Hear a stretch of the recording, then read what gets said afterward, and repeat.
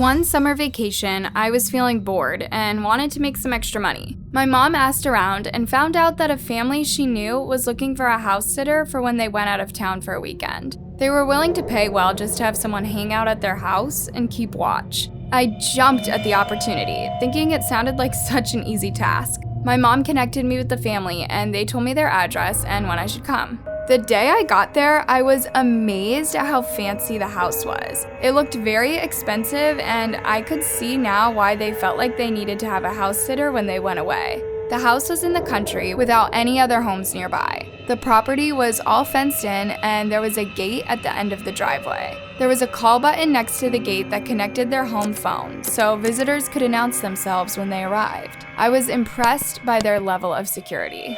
Before leaving, the mother gave me some brief instructions and told me to help myself to any food or drinks they had. When I was all alone in the house, I decided to take a little tour and wandered around looking at all the beautiful rooms. I then laid my bag down in the guest room where I would be sleeping at night. I then plopped down on the bed and decided to watch YouTube videos until I felt ready to go to sleep.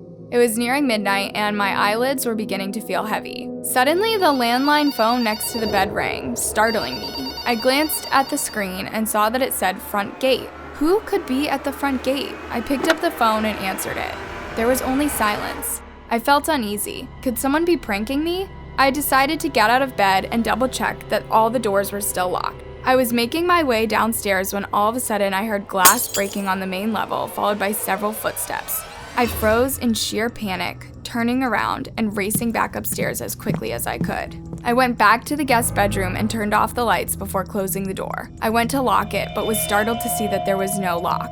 At this point, I was way too scared to even consider going out into the hallway, so I dove under the bed to hide. I grabbed my cell phone and quickly dialed 911. When the operator answered, I told them what address I was at and that I thought there was an intruder. They instructed me to stay where I was and to be sure to be as quiet as possible. Suddenly, I heard footsteps in the hall and I whispered to the operator that the intruder was getting closer. I muted my phone and laid it face down on the carpet so the light from the screen wouldn't give away my hiding spot. The door to the guest bedroom creaked open and a male's voice called out saying that if I was in there, I should reveal myself or things were going to get bad for me. Of course, I remained silent. Whoever the person was, they didn't seem interested in stealing anything. Rather, they were just rummaging around.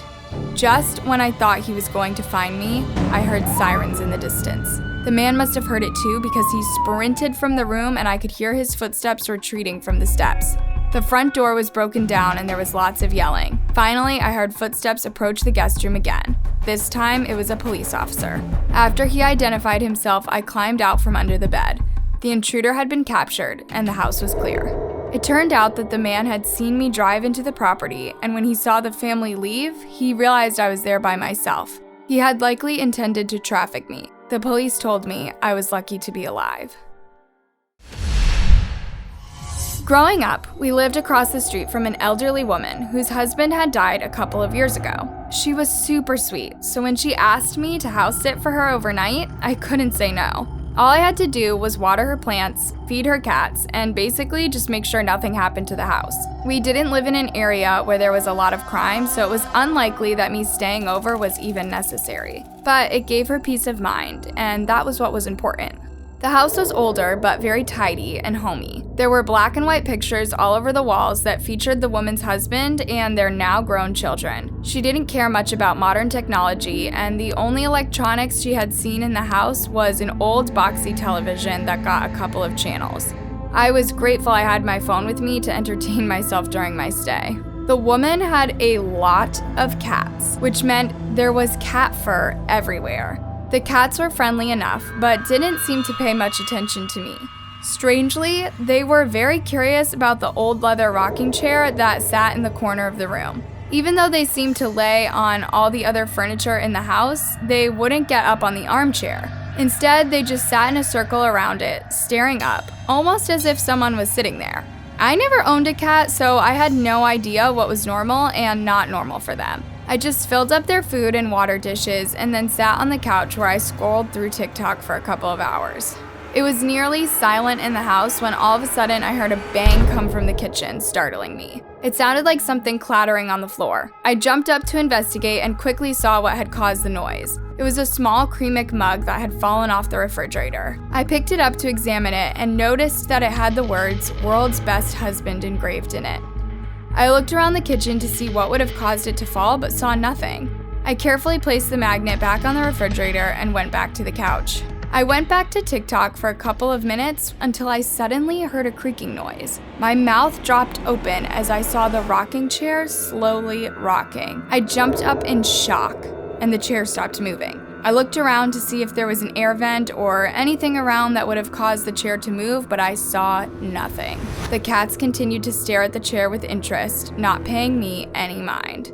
That night I slept on the couch, but it was a pretty terrible night's sleep. Every little sound creeped me out. I tried to convince myself that it was just the house settling, but it felt so much like there was someone there with me. Around 5 a.m., I jolted awake to a whirring noise. I flipped on the lights and ran to the kitchen where I saw that the coffee maker had started. It looked too old to be on any sort of timer. Someone would have to physically turn it on. After that, I stayed awake until the woman got home in the morning. When I told her of the strange events that happened when she was gone, she told me that it had just been her deceased husband, Benny, saying hello. In high school, I was saving up to buy my first car, so I was looking to bring in as much side money as possible. I saw a post on a local Facebook page from a guy who needed someone to watch his house for just one night while he was away. I had never met the guy, but it seemed like an easy enough job, so I decided to go for it. I contacted him through Facebook and he gave me his address. On the day he had requested me to come, I put his address into my phone and used the Maps app to locate his house. I'm not being judgmental, but it was sort of in the bad part of town where my parents always told me to stay out of. I did my best to shake it off, and when I arrived at the house, I went in feeling optimistic. The man greeted me and told me that if anyone happened to ring the doorbell, I should open the door for no one. I agreed and he took off, promising to be back the next morning. Everything started perfectly normal. I just watched TV and hung out until it was time for bed. But around 2 a.m., there was a loud banging from the front door. I could hear men screaming about wanting their money and that if the door wasn't opened for them, they were going to force it open. I peeked out the window and was shocked to see a large group of men that looked a lot like gang members. They were buff, covered in tattoos, and wore ski masks. Several of them carried guns. I realized that I was about to get caught up in a dangerous situation that had nothing to do with me, and I had to act quickly. I called 911 and breathlessly explained the situation. The operator instructed me to barricade myself in a room, arm myself with anything I could find, and stay quiet. I grabbed a long steak knife from the kitchen and sprinted upstairs into the nearest bedroom. There was a heavy wooden desk, which I shoved against the door. I then huddled in the corner of the room, just praying that the police would get there in time. I heard a loud bang from downstairs and knew that the door had been kicked down. It was only a matter of time now. But right when I thought I was done, sirens erupted outside the house. The gang members scattered, running out of the house in all directions. When the coast was clear, an officer put me into his patrol car and drove me back home. It turned out that the owner of the house was a dealer who owed the gang money. They were coming to beat him up and likely kill him. I'm forever grateful that the police arrived on time. Have you ever been creeped out when you're house sitting? Drop a comment and don't forget to like and subscribe. Sleep tight.